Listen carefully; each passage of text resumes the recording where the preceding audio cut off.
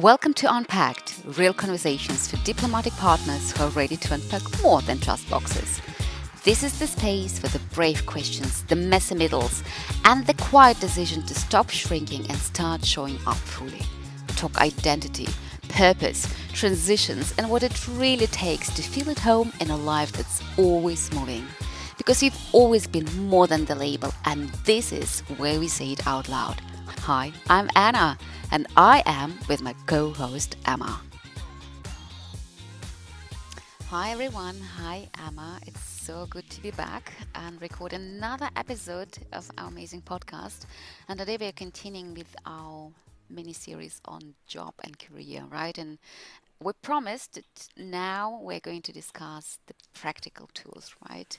Something you can use, and hopefully it's going to help you to decide with your path forward.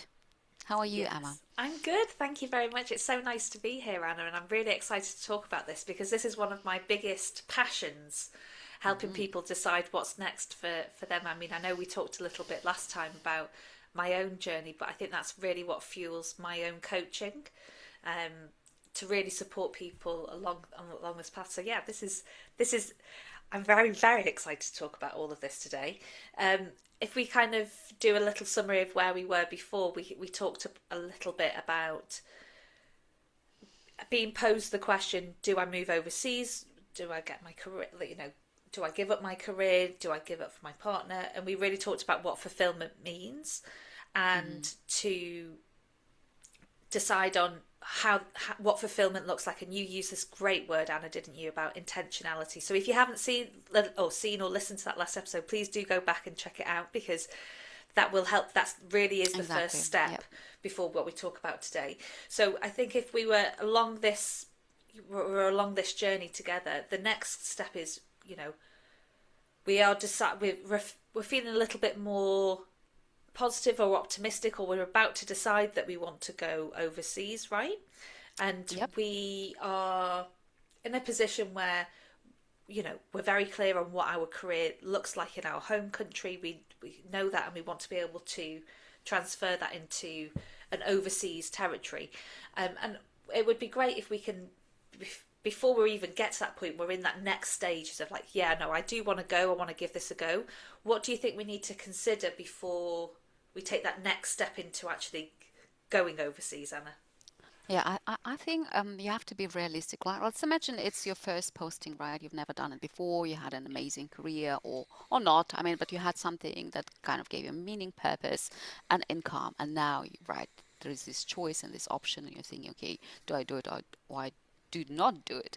And I think before you go in there, just as someone who's lived this lifestyle for long enough, I know the biggest trouble with career and job in this context is the continuity. Because let's say you can now, maybe you already know where your first posting might be, and you might start looking into bilateral agreements and qualifications, like whatever you need to get a job at the local market. um, let's say that's the hurdle you maybe will be able to jump over this time, but there is no guarantee you'll be able to jump the next one, because it's just the way it works. But you don't know where this lifestyle is going, or the job is going to take you next. So I think the continuity is something, if you really are kind of keen on a certain field, on a certain job, certain career, just beware. There are some hoops and hurdles you'll have to be jumping over on a regular basis. It does not mean it's not possible, but just be aware they'll be coming. And I think what I also would impart on people listening to us, that let's say if you are a lawyer or a doctor, or I mean not necessarily, but someone who really has an amazing job, fulfilling career, and you're really thriving in what you do, and let's say for a lawyer and doctor, it will be very difficult to find the equivalent or get your qualifications recognized in another country. So I think you really have to be realistic with yourself. Like, if this means and gives me so much fulfillment, joy, freedom, whatever it gives me, and you won't be able to continue that exactly path overseas, I think I would really just be honest with myself. Is this something that I would be willing to give up, knowing that I won't get the same in return? I mean, it won't be the same level, it won't be probably the same career or not. And that's, I know it's a very tough call, but that I think will prevent you a lot of headaches, and wasted time. Yeah, and I think that what's also a, you know, potentially a compromise or a, a way to get around this, isn't it? It's like, well, I could do this for one posting, and we're going to pick that particular posting based on my needs as well as your needs. But then that's it. And maybe I've got, maybe you can get a sabbatical with work, and you can go Exactly. back to that same employer. So there are definitely ways around this. But yes, talking about that continuity, and then being also very aware that if you are seeking employment overseas in the country that you're in, well, are your qualifications recognised? But also, you don't necessarily have the you don't know if there's going to be a job available or whether you're going to get that job if it is available. So being just aware that there could be gaps in time where you haven't got that employment, and then there might be a gap again when you go away. So just be open to the fact that there are times when there will be times when you don't have anything. Um, Exactly. and the And best I planning think in the world can't predict that. Can it? no, exactly. And I think I'm so glad you touched upon this topic of, okay, you can go, like, discuss it with your partner and say, hey, let's do it. I'm willing to give it a go. And that's our time frame. And that's the time I'm giving myself to work out whether this is something I can potentially, maybe I want or can pivot, or maybe I will enjoy it. I don't know. But as long as it's all open and like everything is like all cards are on the table and Mm-hmm. everything is discussed and not kind of swiped, under the table or the carpet or whatever how you call it, Yeah. that what you're going to do, and there is a time frame for that for you Yes. both, and especially for you to decide and work out whether it's something you can live with. Yeah, and it might be the case that you get there and you're like, oh my gosh, this is fantastic. I love living overseas, and you've got a completely different perspective. And then you're like, no, get rid of the sabbatical. I want to just do this. But I think sometimes having that certainty or just the boundaries makes the decision feel so much safer, doesn't it? And Exactly. I think that for us, well, for everybody, it's about making decisions that make us feel good, excited, safe, secure, seen, valued, all of those things. If we can make that decision coming from a really safe place and not then, not taking action through fear, I think is the most exciting thing. So I completely agree with that. Yep. So here you go.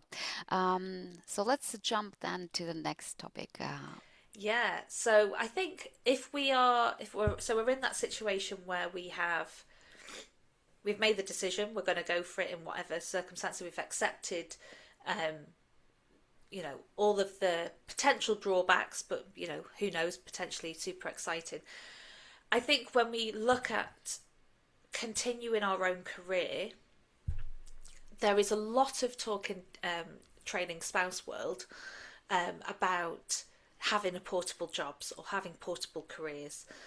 And I think that this term is overused, and I think that it's confused by what it actually represents.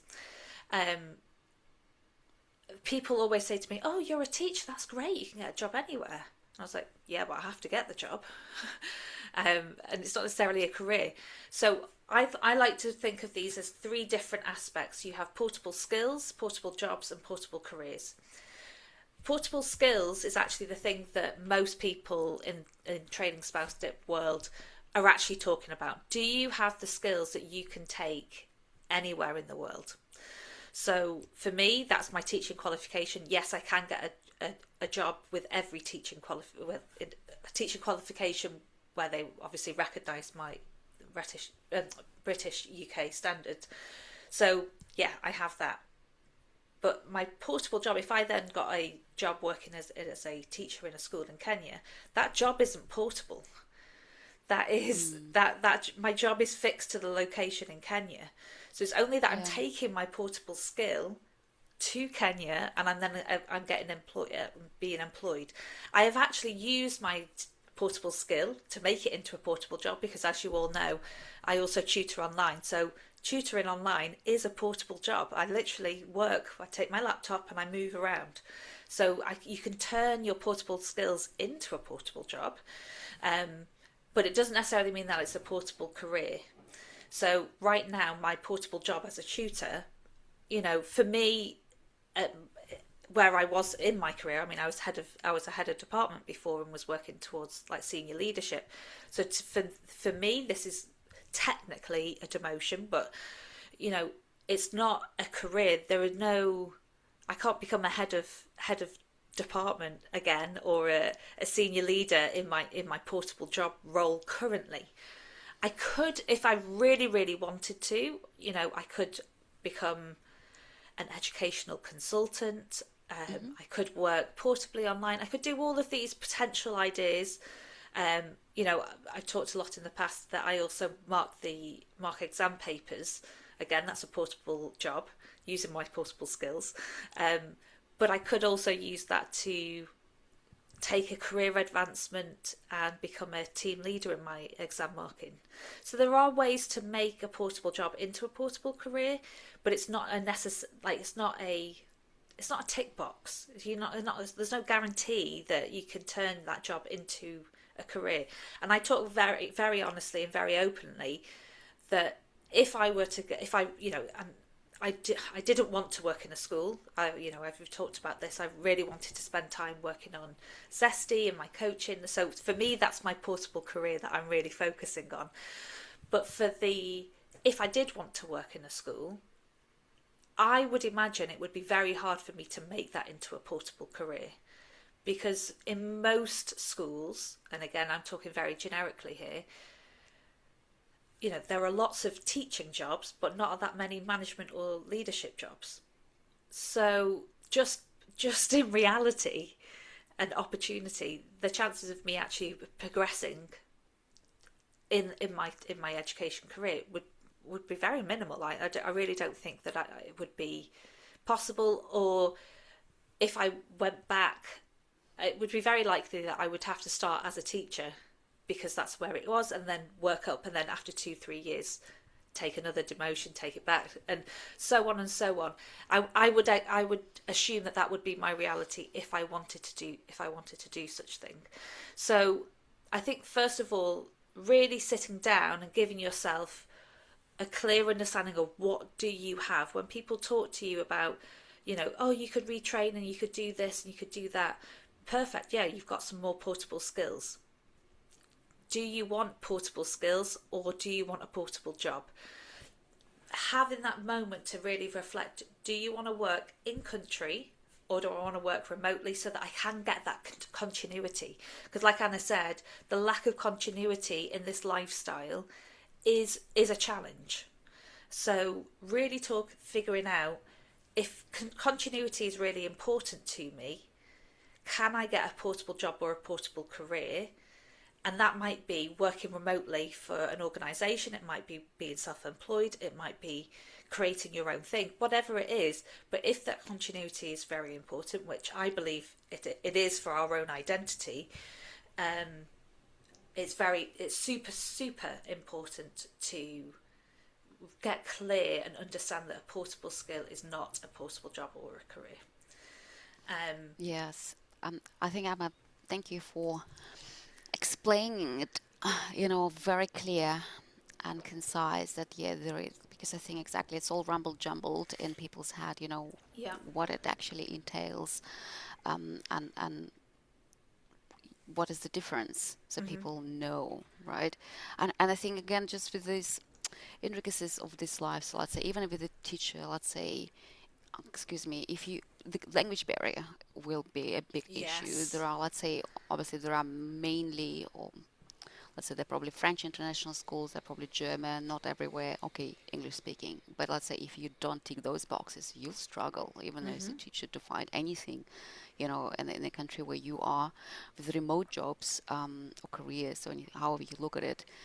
I think it's also, you want to know and decide for yourself, and often the only way is through trial and error, what's working, what's not.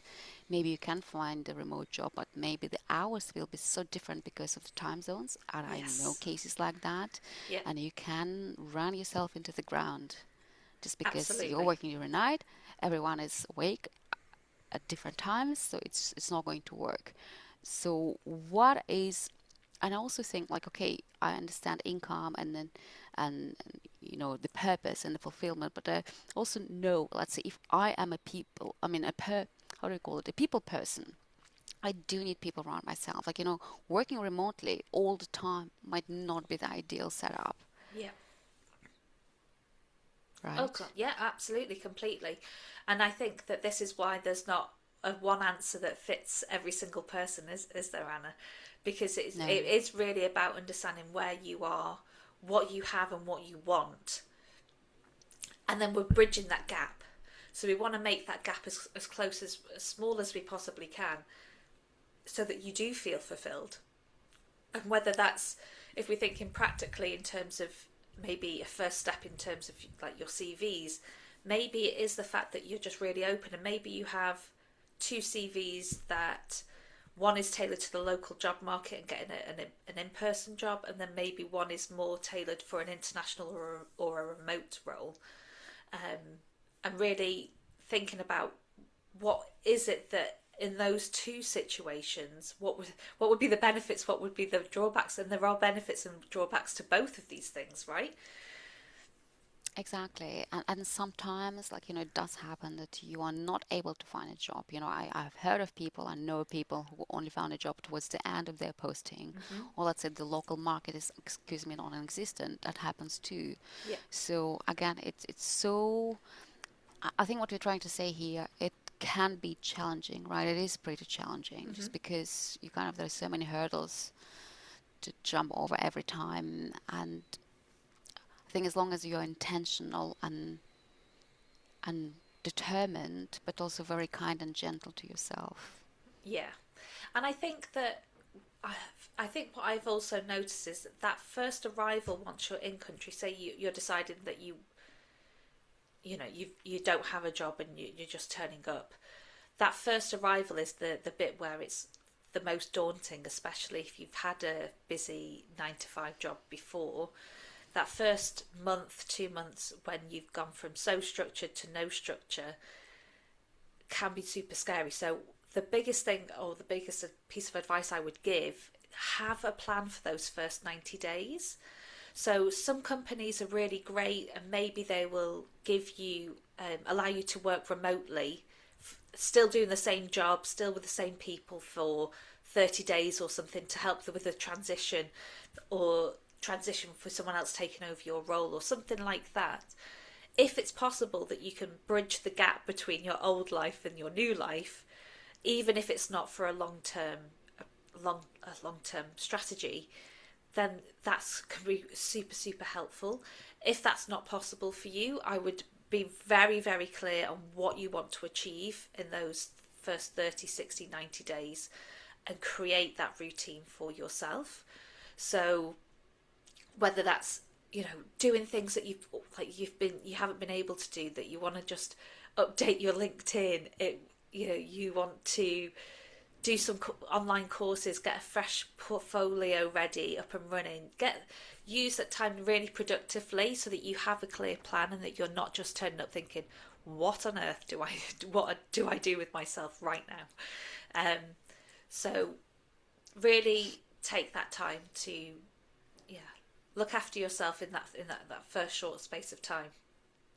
Exactly. I think that's a very good point, Emma. You kind of want to have some structure and some system to your day, and again, be intentional about how it's going to look like for you. So ultimately, I think you kind of have to have this compass and some kind of a vision, knowing what you want to have, in the next 3 years, at this post. But also, I think if possible, I think beyond that, just in general, it has not to be, you know, completely mapped out, just in general, what is the direction you're heading. And because only then you know what you need to do to get there, Yeah. isn't it? Because otherwise, but you have to hold this vision lightly, because this lifestyle will teach you all over again. It will teach you a lot of patience and Absolutely, and that's persistence yes, and a and lot of other things. this is exactly what I wanted to touch upon next, Anna. Is actually don't be afraid to change your mind. This is what's so great about this lifestyle, in the sense of that there is some there are opportunities to change your mind, and don't be afraid that once you've decided something that you can't change, and build flexibility in your plan. So you might go into this thinking, no, I want to keep my career, I want to continue, my company's going to let me run, be work remotely, this is all brilliant. And then you realise in reality that the time zones are difficult, or you don't like working remotely. Take the time and go, actually, no, that isn't what I need. So is it now I actually want to keep that job and I want to go back to my home country? Or is it the fact that actually I want to do something completely different, and I want to be brave, and I want to take a risk and do something different too? Exactly. And I think it leads us to kind of the next point, right? We wanted to bring up here Yeah. that this lifestyle, although, I mean, it is amazing and challenging at the same time, it kind of gives us this unique opportunity to try out new things, new careers, new identities, because you kind of, per definition, have to reinvent yourself every few years. And because, like, in most cases we are looked after financially, we this is the time where you can have this leap, right? Or try something, maybe pursue your hobby, or make this hobby into business, or do something you were not able to do back home, where I think, like, most people do rely on two incomes. This is the only time, in a way, where you can do these type of things, where you can go and Yeah. study. And again, I think it does not have to be perfect. You don't have to have all the answers, and don't be afraid to make mistakes, because there are no mistakes. They're just data. It's just Yes. feedback, Yeah. right? Yeah, absolutely. And this is what I do in my coaching program. We work on this as a foundation. How do I make my passions portable? So creating that whole identity, building a community, deciding how you want to share your ideas with the world. It is my greatest passion, that I love seeing my clients just soar and like have the confidence more than anything to just be creative, and just to see what happens when you go with it, because it is a great opportunity to experiment and be creative and be curious, and get even clearer and clearer on what the things that you want. And I think that the most important thing to run alongside that creativity is having those conversations with the working partner, um, about what this actually means for you as a couple and as a family. If you're gonna give things a go, there might be some financial trade-offs. Maybe they're still thinking, well, you're at home all day, so why aren't you doing the household and all the Yes. invisible work that? And say, no, this isn't what I've got to give. So having a conversation with your partner that this is what you want to do for you. They go to work, and that's their choice, in terms of that's what they're doing. Their job has brought you here.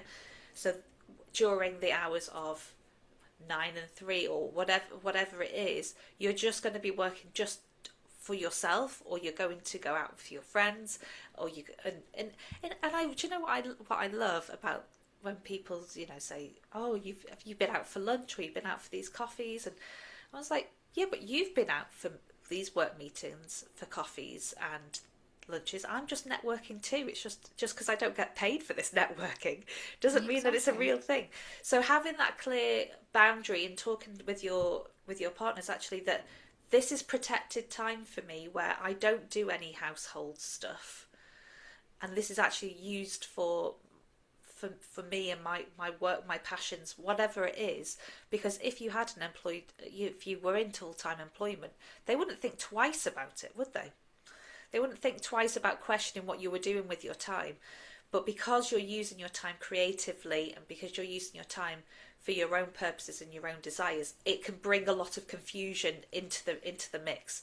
So yes, share what you're doing, share your vision, and really take it. Just make it really clear that this is the bigger goal here, and actually it benefits both of you. Yeah. Exactly. I think obviously you want to have and you need to have your partner on board because otherwise it will be, like swimming upstream. It will be exhausting. It Yeah. will be and it will breed resentment on both sides. Um, and I just realized, obviously with every situation is unique and we're just trying to give some general, I don't know, tips, ideas, or the context to the situation. And I know it's not always, you might be listening thinking, well, it's easier said than done. Yes, Yes. might be. Yeah, absolutely. Yeah. And again, this, how would I say, if you are moms, if you have young kids, like frankly, this whole thing will be looking very different for you, kind of claiming and reclaiming this space to work on you, on your dreams, on your vision. That would be even more challenging. Or let's say with, I don't know, school age kids, wherever you arrive first. I don't know. I think you feel as a mom, it's your priority first that they feel okay, that they are settled, and then you kind of can start craving time for yourself. So we're not saying this is kind of it's so easy peasy walk in the park. Why not everyone doing that? No, it's not. But I think it is in a way your responsibility because unless you're doing that, and as Emma said, kind of telling to your partner, um, this is what I'm doing, and it is important. It's good for both of us. Only then it can work, right? You have to kind of really put some effort into claiming that space for yourself. And I think we might talk, right? We are planning to start a series at some point. We're going to talk about kids and raising children and living this lifestyle. How do you do it as a mom that you still claim that space and time in your busy schedule overseas, right? With all this country hopping for your career, and I mean, Yeah. not whatever you want. If it's career, amazing. Just time for yourself. Just time for yourself. Yeah. You, how can you still be the centerpiece and the center, just center of your life instead of dissolving, a supporting role for everyone? Yeah. And I think that, I mean, as you were speaking, I was like, yeah, I've had lots of conversations with Andrew with our upcoming arrival of baby and navigating, do we get a nanny, do we not get a nanny, and how does that fit in, and ultimately, do we get a part-time nanny or do we get a full-time nanny? And I have been a very big pro, or like really saying no. I do want a full-time nanny. Does that mean I want someone to look after my baby full-time? Absolutely not.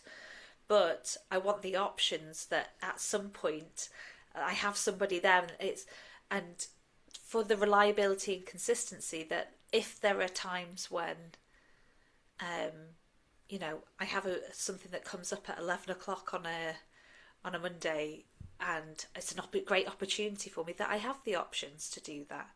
So it is really about standing up for yourself as well, I think, because there is an advocating for yourself in this life to make sure that you get what you want, and not to always have this additional expectation that this is what you should be doing, and therefore that's what should be happening right now in this moment. I love it. That's it. Exactly. You need to stand up for yourself. And I think that would often mean, kind of you need to become less convenient Yeah. and kind of choose yourself first. Really, this is what Yeah. it is. I'm glad you did that. You said, okay. And again, this lifestyle does allow that. I doubt you'd be able to have a live-in nanny or full-time nanny. Let's say if it was Exactly. not, I almost said not effing way. Exactly. No No way. way. Uh, but you can and use these perks and extra help to create Yeah. space for you. But again, it's not always possible. I know if, let's say, you're posted in Switzerland, you might Yeah. not be able to No. afford a full-time nanny. Again, there are pros and cons to all of that, and but maybe in Switzerland you'll be able to find a job even part-time easier, let's say, than, I don't know, for me in Lebanon, so Yeah. to speak, things like that. But then I can buy time. That's easier for me, it's more affordable Yes. buying that time and space for myself. So yeah, it's kind of I realize whenever we start talking about it, there are so many shades and so many. Yeah. It's like it's a huge variety of things, but there are some not so much laws, but there are some patterns to it, Yeah, there right? is. As we said, like to this whole lifestyle, and then to us as someone who is like as it says in the description, we are accompanying someone. Yeah. And I think it's about, as we go back to your wonderful word, Anna, being intentional. Because when we've looked at, or when we've discussed about picking postings, I'm all for picking postings based on time of life. You know, it was an intentional process for us to want to start a family whilst we were in Kenya. We we're planning on having, well, the plan is that we come back to the UK, where obviously, like you say, we won't be having a full-time nanny, we won't have all of those things. So actually, in reality, this is in for our long-term vision for myself and for Andrew and for a family life. This was the best situation that we could have picked, and luckily it worked out that way, that we actually got the post in Kenya. So if we can really take the time and just know that there are times and places where we can make this life completely work for us, and if we can, not it doesn't work out always perfectly, but if we can have our influence on that, then this is I mean, I think we've hit the jackpot for ourselves, haven't we? Exactly. I think, yes, Alea is in one sentence the key to the happily ever after in this lifestyle is you need to put yourself first. You Mm-hmm. need to be intentional. Like, this is your duty to yourself, because otherwise there'll be a lot of drifting, which is, and if again, it's just part of this lifestyle. There'll be a lot of moving. There'll be a lot of moving. So how do you have intentional path for yourself while still being there for someone else and having these honest and open conversations and knowing, okay, maybe this chapter or this posting, maybe this is really important now for your career. Okay, I might have less options, but we are doing it together as a team. But then the next one, or as they say, like you're going to London and you want then to, this is what you want for yourself. Yeah. So I think that trades off. I think because like there is no symmetry, right? As before recording we discussed, Yeah. this lifestyle is asymmetric. It's not like it kind of does kind of prioritizes his career or their career and the working officer's career, not yours. And so how can you still have what it is important for you and in the best possible way? Obviously, again, nothing is perfect and you try and maybe some things will not work out. But as long as you know this is the kind of the baseline. Yeah. I think that's a wonderful, wonderful way to wrap up and finish up. Yes. I think it's just, I think whatever decision you make is always going to be the right decision that for you in that moment. Take it, make it your own, and just really, just take it as this, like what we said a few episodes ago. Just know whatever decision you make is the right decision.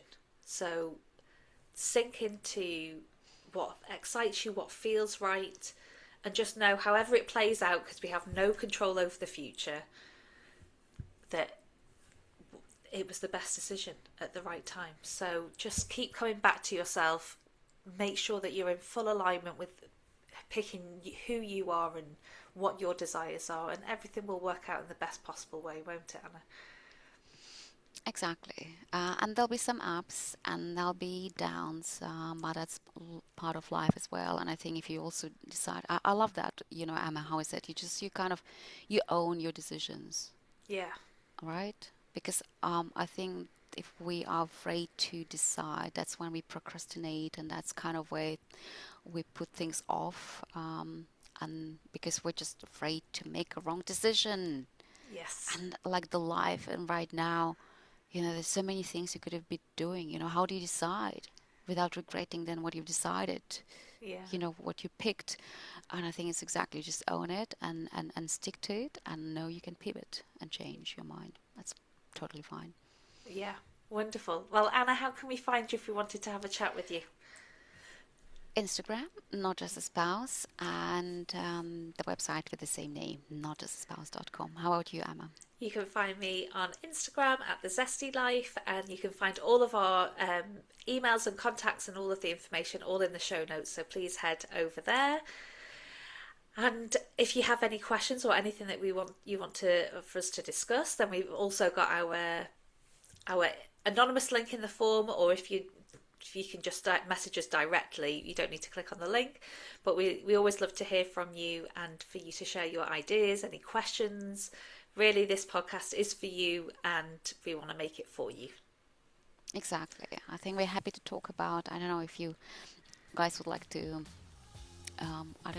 discuss more in depth, the topic of relationships or, having children abroad, or I don't know, anything, or going back after, finishing kind of this lifestyle and expatriation. I don't know, anything, right, Emma? Yeah. Just drop us a DM, or type your question in the form, and we'll see you next time. Yeah, we look forward to seeing you then. Have a good day, everybody. Bye, everyone. Bye. Bye.